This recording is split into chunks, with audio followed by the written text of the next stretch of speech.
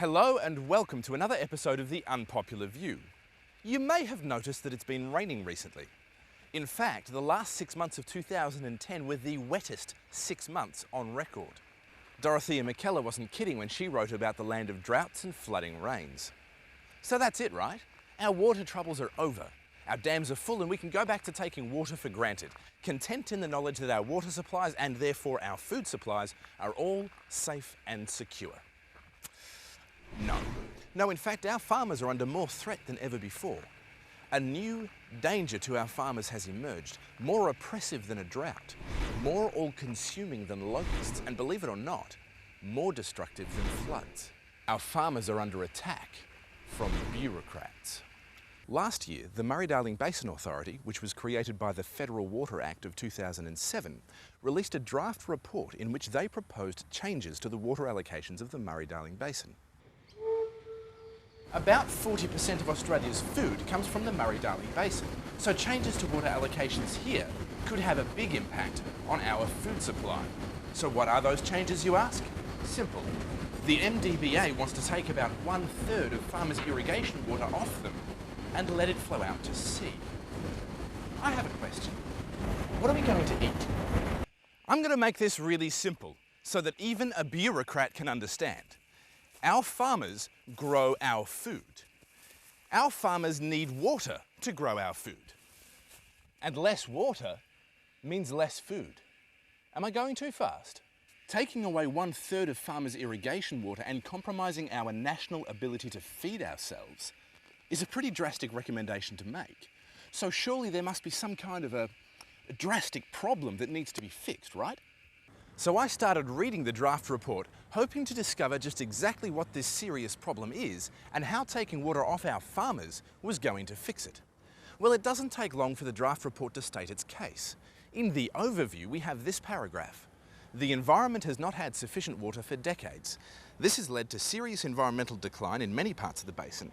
The real possibility of environmental failure now threatens the long-term economic and social viability of many industries. What the MDBA is saying is that we've been taking too much water from the river system for too long, and if we don't put some back, then the whole river ecosystem may collapse, leaving our farmers and the rest of Australia with nothing. Now that's a pretty serious problem, so you might be tempted to think that the MDBA has a point, but you'd be wrong. I kept reading.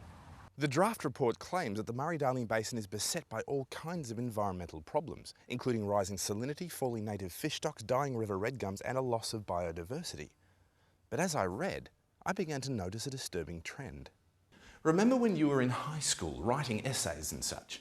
If you made any sort of a claim like, Melbourne is better than Sydney, or politicians lie, simple stuff that everyone knows is true, you had to be able to quote some sort of a study or a university paper or a geek in a lab coat. You had to be able to put that little number at the end of the sentence and quote all of your references at the end of the essay, right?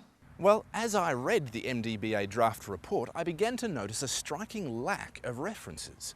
Take this little gem, for example, page 19, chapter 2.3. A group of expert fisheries and riverine ecologists estimate current fish populations in the basin to be about 10% of their levels before European settlement. I have a question. Who was measuring fish stock levels prior to European settlement?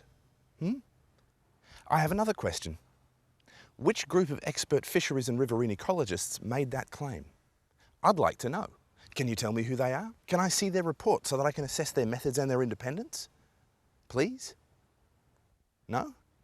They didn't give any reference. There is no way for anyone to assess this claim. I could give literally dozens of examples of claim after claim which this report tries to pass off as fact without bothering to tell us where that information came from. Your average high school teacher wouldn't let you get away with a stunt like that. So what did I do? I went looking for source documents of my own. And you won't believe what I found. Let's start with salinity. In the 70s and 80s, there was a great deal of concern about rising salt levels in the Murray-Darling Basin. The New South Wales Department of Land and Water estimated that 127,000 hectares of irrigated pasture were at risk due to rising salinity, and that figure was expected to grow to more than 300,000 hectares within 50 years if nothing was done. Well, something was done. Salt mitigation works were carried out by farmers, water companies and governments, and in 2003 another survey found that the amount of land at risk was just 14,000 hectares. That's nearly a 90% drop in salinity affected land. The 2005 Murray Irrigation Sustainability Report shows that salinity levels at Mulwala have been getting better, not worse, since the start of this century. This is backed by salinity data from Morgan, Swan Hill and Yarrawonga, all of which show that salinity levels have been getting better or holding steady since the 1980s. I have a question. If salinity really is such a massive problem right now, then why didn't the MDBA quote any studies which proved that point? And why has everything I've uncovered on the subject shown me that salinity is actually getting better, not worse? Salinity levels do not justify taking 1/3 of farmers' irrigation water off them. We can scratch that one. But what about fish stocks? Are fish stocks really just 10% of what they used to be before European settlement, as this mysterious group of ecologists claims? In my research, I was directed to a study called Fish and Rivers in Stress, the New South Wales Rivers Survey, which was a study claiming to be built on high-quality science and designed to establish the state of river fish stocks. Well, I'd been tipped off that these high-quality scientists had failed to catch a single Murray cod in the entire Murray region. So I dived into the report and sure enough, page 71, no Murray cod were caught in the entire Murray region.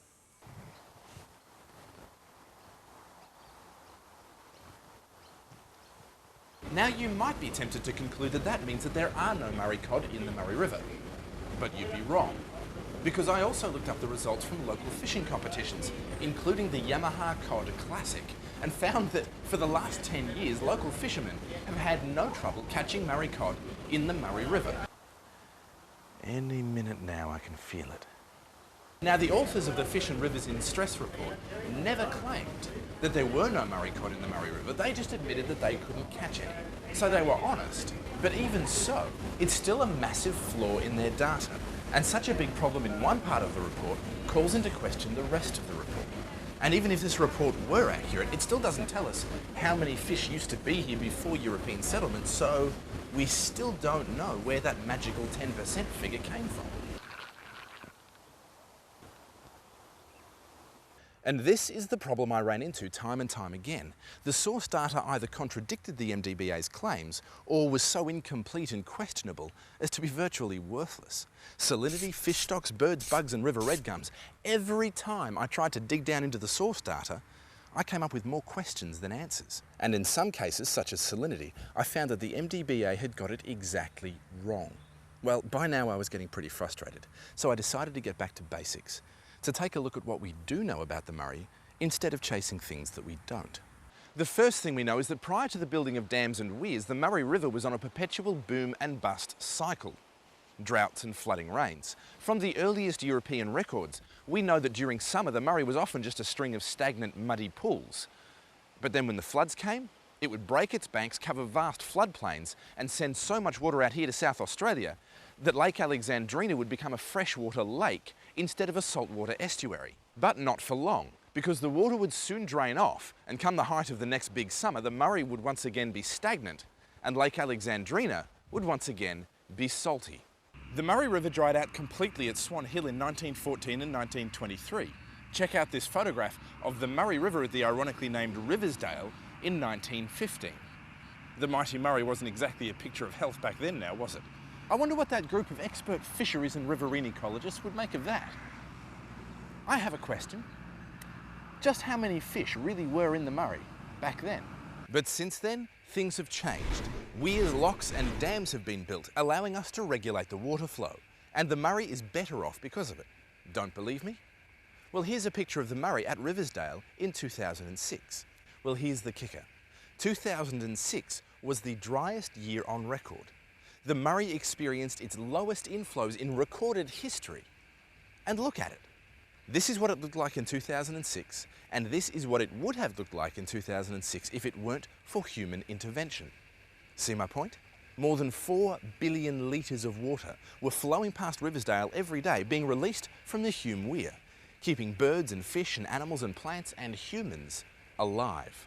Now, I'm not suggesting that the Murray is in perfect health. After all, we've just seen the end of a very severe drought, and in places the strain is showing. But consider how bad things would have got if it wasn't for us. And yet the MDBA have come out with a draft report that makes claim after claim about environmental disasters without justifying itself, recommends decimating Australia's food bowl, and in the end, I don't think it's worth the paper it's written on. But wait, there's more. The MDBA is a federal government bureaucracy, but water is distributed by state governments. Why is that a problem? Watch. State governments distribute their water according to a hierarchy. The people at the top of the hierarchy, towns and cities, get all of their water before anyone else gets any. And then the next rung down, the environment, gets all of its water, and so on. So if you take away 1/3 of the available water, guess who loses out? The people at the bottom of the hierarchy. And guess who that is? Who else but farmers? The Australian Farmers Federation estimates that some irrigators will lose as much as 90% of their irrigation water. That'll be the end of them. After surviving a decade of drought, followed immediately by devastating floods, they'll finally be killed off by the stroke of a bureaucrat's pen. Death by bureaucrat? It's a nasty way to go. But then the Murray-Darling Basin Authority's draft report got even more ridiculous. You see, I kept reading and I got to page 121, where according to the MDBA, taking away 1/3 of all of the water from the basin, which means up to 90% in the case of some irrigators, would cost just 800 jobs. That's 0.1% of all the jobs in the basin. I'm not making this up. 1/3 of the water for 0.1% of the jobs. I have a question. How can you take approximately 1/3 of a vital ingredient away from a water-dependent industry that employs tens of thousands of people and expect to lose just 800 jobs? Not forgetting that every job lost directly in irrigated agriculture then has a flow-on effect onto retailers, schools, petrol stations, builders, etc. They do admit underneath that the authority notes that other studies have indicated likely higher reductions in employment. Really? That's a surprise. And that pretty much sums up the entire proposed basin plan. It's a bunch of numbers seemingly pulled out of thin air to fix a bunch of problems they can't prove and which will create some very real problems for our food growers who, you know, happen to be kind of important. So where did this report go wrong? Well, as usual, it was right at the beginning. Here in the foreword, we find the source of the problem. The Commonwealth prescribed how the basin plan was to be developed. In other words, the Parliament set the rules by which the MDBA had to play. The Water Act requires the authority to determine the volume of water required to maintain and restore environmental assets. So it's environment first, using best available science. This is the best available science? I'd hate to see the worst. Subsequently, the authority addressed the optimisation of environmental, social and economic outcomes. What that little bit of bureaucrat speak is saying is that the MDBA had no choice but to recommend taking loads of water off farmers. It was a stitch-up from the start. The federal government legislation that created the MDBA gave it no other option. It was environment first and everyone else be damned. No pun intended. Mike Taylor, the former chairman of the Murray-Darling Basin Authority, said when he handed in his resignation from the MDBA late last year that the authority has obtained further confirmation that it cannot compromise the minimum level of water required to restore the system's environment on social or economic grounds. In other words, the federal government, with the Water Act of 2007, created the MDBA as an independent body that could only do exactly what it was told. So much for being independent. The rains we've just had provide the perfect opportunity to slow down, do some real research, consult with the community properly and come up with a plan that benefits everyone. But even now, after widespread flooding that has gone a long way towards renewing the health of rivers, wetlands, the lower lakes, not to mention filling our dams and reservoirs, the federal government still refuses to compromise or even to slow down on its implementation of the Murray-Darling Basin Authority's proposed basin plan. The only way to fix this problem is to take it right back to the people who created it in the first place.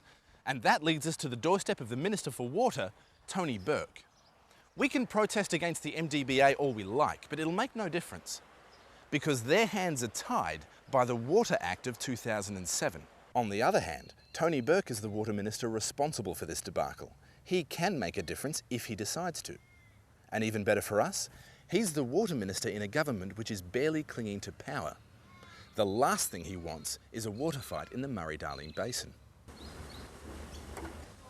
Tony Bourke needs to start again, draft a new Water Act from scratch, and this time make it one that aims for a triple bottom line, where everyone is better off, rather than prioritising the environment over everyone else. In the meantime, this MDBA draft report belongs in the bin. So, what can we the people do to make sure that Tony Bourke does the right thing for our farmers and for Australia? Firstly, send this video to everyone you know. And secondly, it's time to kick up a fuss. Write letters to the editor of your local newspapers, call Talkback Radio, write to Tony Bourke and ask him why he's doing what he's doing. Ask your local federal MP whether they will stand up for our farmers, and tell them where you stand. Be polite, but be firm. We need our farmers. Anyone with a brain knows that. But right now, our farmers need us. It's time we put Tony Bourke under the pump, so to speak. My name's Topher, and that is my unpopular view.